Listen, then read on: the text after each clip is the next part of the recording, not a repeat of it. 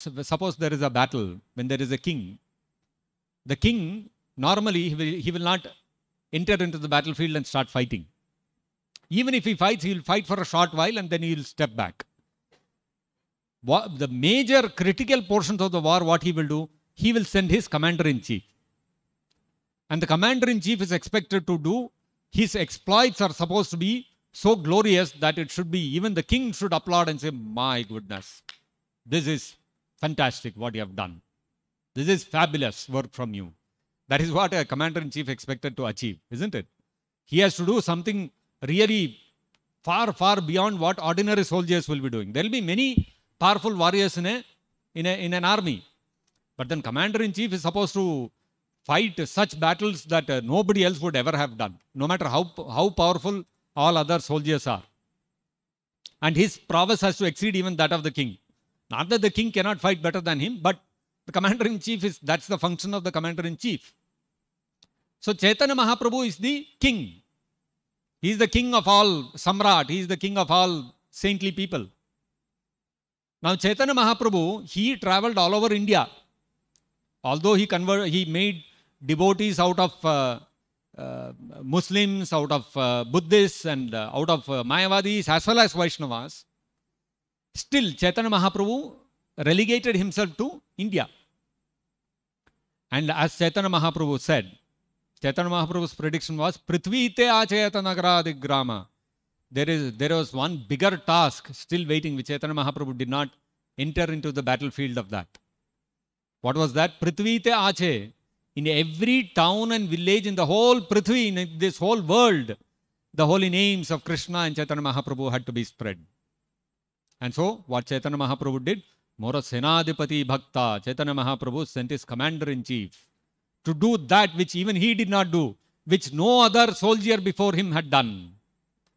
Krishna had sent so many soldiers, so many acharyas. But then when commander-in-chief comes, he has to do something far higher than what everybody else did.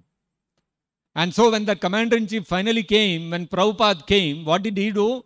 He crossed the shores of India and he made what kind of people into devotees of Krishna? Chaitanya Mahaprabhu, when he was preaching, although he might have converted Muslims and Buddhists and all that into Krishna devotees, all of them, because they were living in India, they were living in close association of Hindus, they also had some idea and understanding of Krishna, who is Rama. They had some idea, they had some understanding. Even today, you go to any Muslim and ask him about Krishna and Rama, he will tell you. He'll be able to tell you, oh, Krishna is this, Krishna is that, Krishna was from Dwaraka, Janmashtami is a big festival, all that they will tell you. That means some knowledge about Krishna is there.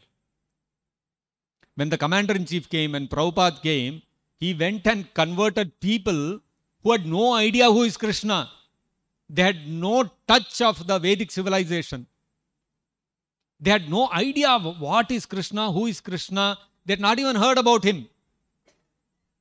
In fact, when Srila Prabhupada was in New York, one of the devotees, Mataji's, one day they were just becoming devotees of the movement. They had slowly started chanting and they had started coming. They were not even initiated probably at that time.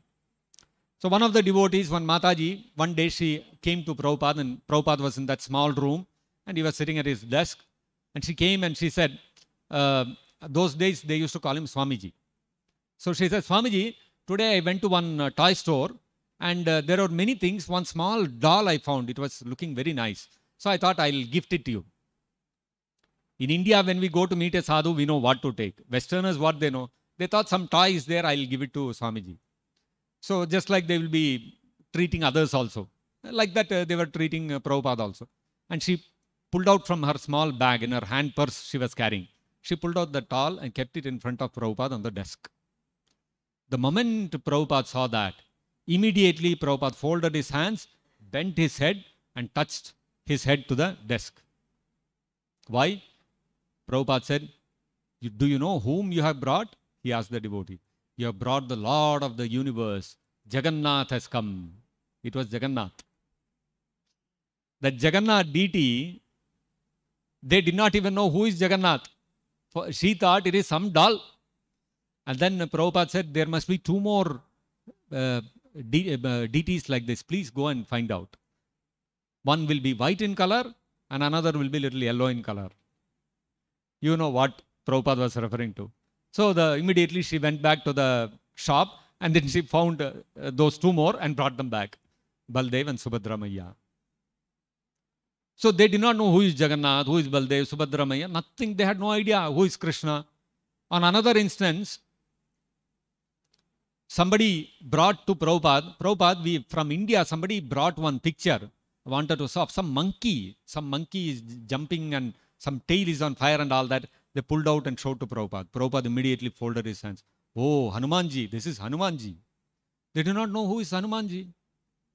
He cannot blame them because their culture is, they had no exposure to Indian culture. They did not know who is Hanumanji, who is Jagannath, Ganesha, Krishna, nothing. They had no idea. What did they know? They knew drugs. They knew meat eating. They knew how to drink and get drunk nicely. They knew illicit sex. This is what they knew. And such people Prabhupada caught and made them into devotees. Simply by coming in touch with Prabhupada, all these people, they became so attracted to Krishna, they could not give up Krishna's association. They gave up all their drugs, all their intoxication, their illicit relationships, meat eating, everything they gave up. Their Western culture, they shaved up, started wearing tilak, wearing dhoti, kurta, and became devotees of Krishna. Can you imagine that? Even for Indians today, to wear dhoti, kurta, and wear tilak and shave the head, it's a very big thing. For the Westerners, how much bigger it must be. That means that much hatum notsahate buddha. Person, when he comes in touch with satsanga, when he comes in touch with a pure devotee, that urge to hear about Krishna and to hear about pastimes and activities of Krishna and to serve him and to repeat those glories and instructions of Krishna, it becomes an unstoppable force. You cannot help it. You just cannot stop that urge. It will come out with unstoppable force. This is the effect of coming in touch with a pure devotee of Krishna.